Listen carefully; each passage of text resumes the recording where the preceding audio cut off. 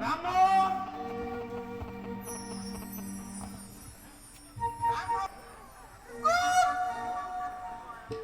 যিমান মাতে মাতি থাকক আৰু আমনি লাগিছে ইফালে ৰামধন সিফালে ৰামধন আগফালে ৰামধন পিছফালে ৰামধন সোঁফালে ৰামধন বাওঁফালে ৰামধন ৰামধনে ৰামধন কিমান শুনিবা মোৰ একেবাৰে দেহা পৰি গৈছেগে দেহাটো থাকোঁতে মই বোলো দেহা থাকোঁতে দেহা কিবা এটা কৰিব লাগে মাহ হালধিকণ সানিব লাগে মই কোনো মতে অকণমান মানে ভালে কুশলে থাকিবলৈ বিচাৰোঁ নাই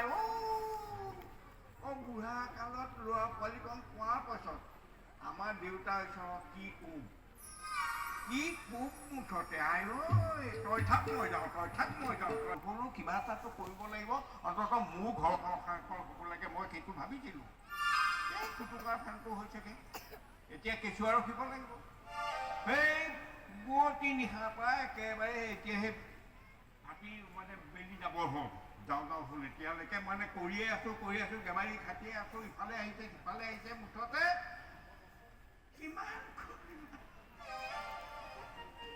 মোৰ কথা অকণমান বাৰু আইদেউতো বুজি পাব লাগে দেউতা হৈছে বাৰু এতিয়া একেবাৰে পুত্ৰ সন্তানৰ হেৰিয়ে ক'ব নোৱাৰা হৈ আছে অকণ ভাবিব লাগে যে ল'ৰাটো ৰামধনৰ মাহ হালধিকণ সানি দিলে ভাল আছিলে কিন্তু কিটো হ'ব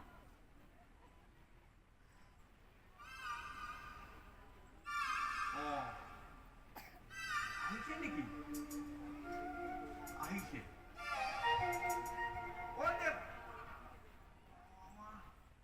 মুনি দিবলৈ আহিছে দেখোন হয়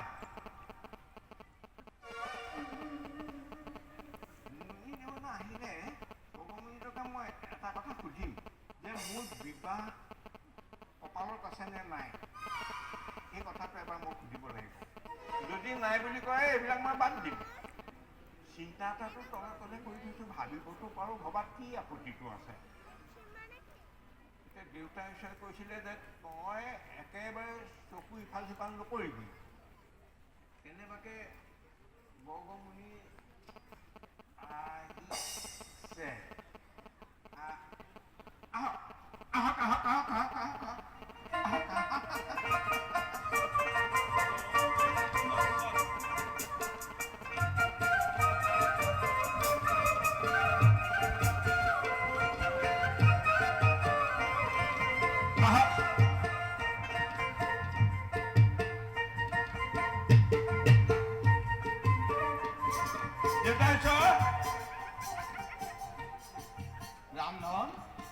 ৰামধন আহিলে প্ৰণাম মুনিবৰ কল্যাণমস্তু আহক মুনিবৰ ৰামধন যোগাৰ কৰি থৈছোঁ আহক মুনিবৰ আহক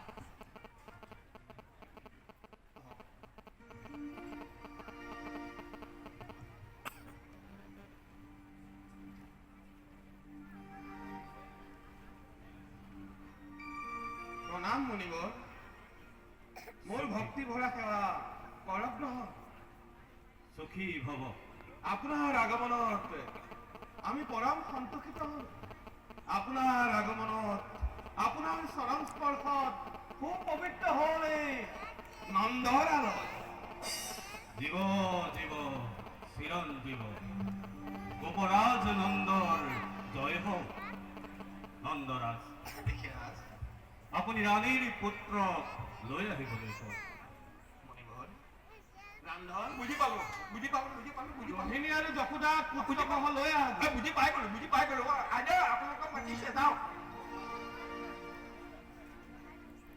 হে বেদজ্ঞ ঋষি প্ৰধান দেখাত আপোনাক যদুবংশৰ কুলত আপোনাৰ পৰম মিত্ৰ বসুদেৱে মোক আপোনাৰ পুত্ৰৰ নামাকৰণ আৰু জাত কৰ্ম কৰিবৰ বাবে পঠিয়াই দিছে অৱশ্যেই মই এই কাৰ্য সম্পাদন কৰিম কিন্তু গোপৰাজ মুনিবৰ এই কথা ৰাখিবা গোপনে ভাল মুনিবৰ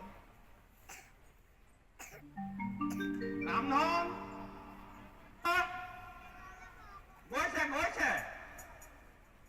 গৈ আছে ৰ'ব এই গ'ল মানে গ'লেই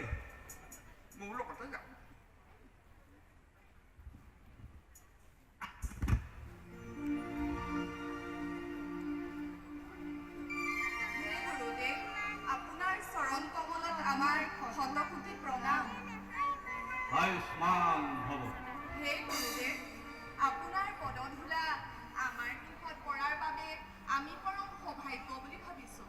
আপুনি ব্ৰহ্মজ্ঞসকলৰ ভিতৰত শ্ৰেষ্ঠ হেনো জানি আপোনাৰ দ্বাৰা আমাৰ পুত্ৰসৱৰ জাতকৰ্ম কৰিলে পুত্ৰসৱৰ পৰম কল্যাণ হ'ব গুৰুদেৱ। হে গুৰুদেৱ, আপোনাৰ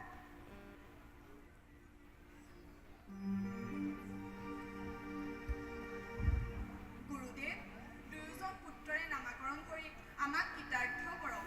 হয় গুৰুদেৱ।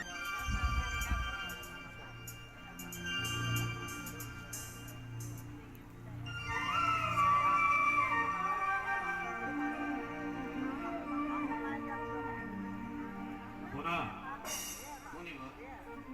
ৰোহিণীৰ পুত্ৰৰ জন্ম হৈছে বাহুৰ পৰা। গতিকে তেওঁ হ'ব মহাবলৱান, বড় বীৰ্যৱান। তেওঁৰ নাম ব আখৰেৰে আৰম্ভ হ'ব। কি হ'ব মুনিবৰ? অতিশয় শক্তিশালী আৰু বলৱান হোৱাৰ বাবেই তেওঁৰ মই নাম কৰিলো বলৰাম।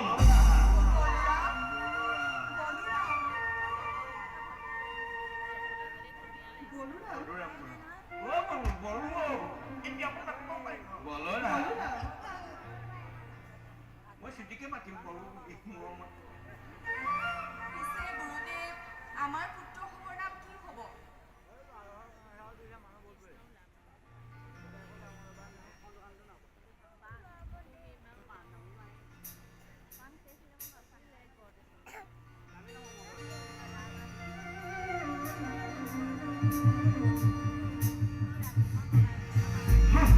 মুনিবৰ, অকস্মাতে কি হ'ব? এনে আছ? মুনিবৰ, আছে নেকি কিবা দুৰ্ভাগ্য আমাৰ উত্তৰ ভাগ্য? কওক মুনিবৰ। পলাশ, নাই কোনো অথান্তর কিংবা অপায় অমঙ্গল তোমার পুত্রর ভাগ্যত। সামান্য সামান্য নহয় পুত্র তোমার ভাগ্য দর্শন লোভিল মই। এই বিশ্বৰ মঙ্গলৰ বাবে অবতৰী ৰূপে এই ধৰাত তোমাৰ পুত্ৰৰ আগমন ঘটিছে। যত যত আছে গ্ৰহ নক্ষত্ৰ, যত আছে দেৱ দেৱীগণ, সকলোৱে সেই অখণ্ড জ্যোতি মল্লিকাৰে জ্যোতিষ্মান হোৱা তোমাৰ পুত্ৰৰ বহিছে শৰণ। মুনিবৰ, সহজ সৰল আমি মাটিৰ মানুহ বুজিব পৰা নাই আপোনাৰ কথাৰ তাৎপৰ্য। ভালদৰে প্ৰকাশ কৰক মুনিবৰ। শুনা তেন্তে সকলোৱে স্থিৰ কৰি মোৰ বাণী। ভাদ মাহৰ ৰোহিণী নক্ষত্ৰ অষ্টমী তিথি মঙলবাৰৰ নিশা তোমাৰ পুত্ৰই লভিছে জনম। যি নামে জগত খুৱাব, যি নামে ধৰণী তৰাব, যি নামৰ উচ্চাৰণ কৰিলেই যোগী জনেও মুকুতি লভিব, যি নামৰ উচ্চাৰণ কৰি পাপী সকলে পাপ তাপ আদিৰ পৰা পৰিত্ৰাণ পাব। তোমাৰ পুত্ৰৰ নাম হব কি হ'ব? ক আখৰেৰে। কি হ'ব গুৰুদেৱ? তোমাৰ পুত্ৰৰ নাম হব, তোমাৰ পুত্ৰৰ নাম হব কৃষ্ণ। ঈশান পৰম ব্ৰহ্ম